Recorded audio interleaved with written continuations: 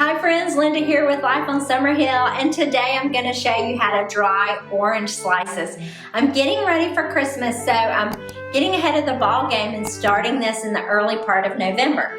Now I want to show you something special about these oranges.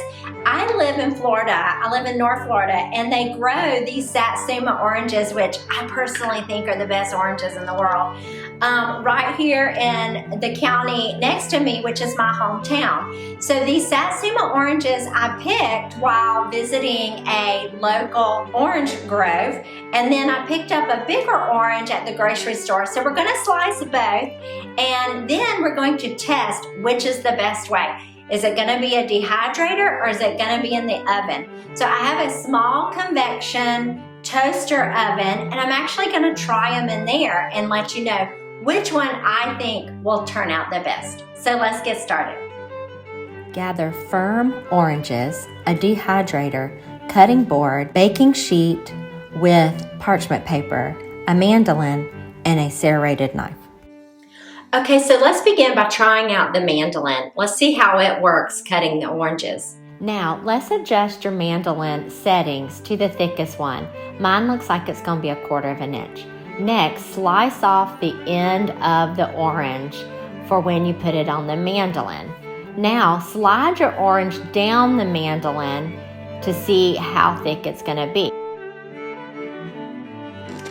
Now let's test out how well a serrated knife works while cutting sliced oranges. So I'm going to grab a cutting board and put my Satsuma orange on the cutting board and cut with a knife. Now, the reason why I'm showing two different ways on this is because I want you to see the difference from one to the other and make your decision, just like we're making the decision on which way to cook it, basically. Is it either in the oven or in the dehydrator? Also, I don't think it really matters if they're thick or thin. If they're thick slices, that just means it's going to take a little longer.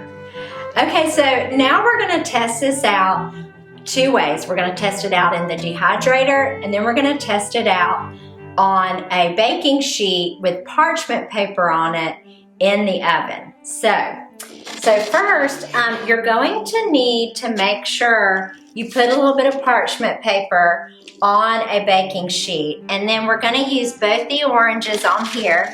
I'm going to use the big oranges. These are actual oranges. And then I'm going to put some of the Satsumas on there, and we're going to see how the Satsumas work out also. Okay, so now we're going to go over here and we're going to try out the dehydrator.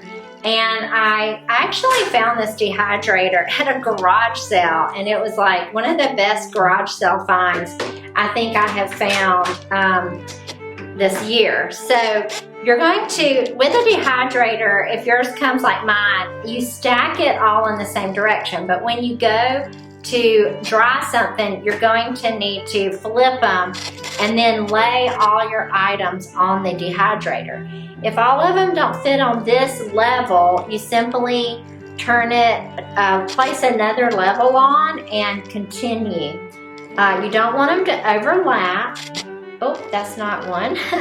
You don't want them to overlap. You just want them to sit side by side while you're while they're drying. So I'm done. So that shelf is pretty much done. So I'm going to add another shelf on top, and then I'm going to keep placing them side by side on the dehydrator.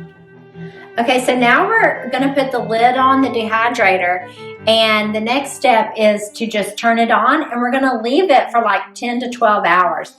And then we'll go put the other one in the oven, and it actually takes less time.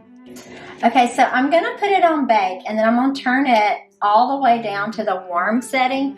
In the oven, I would have put it like on the lowest, which I think is 250. But in this toaster oven, I'm putting it on warm. And so I'm just going to slide these in.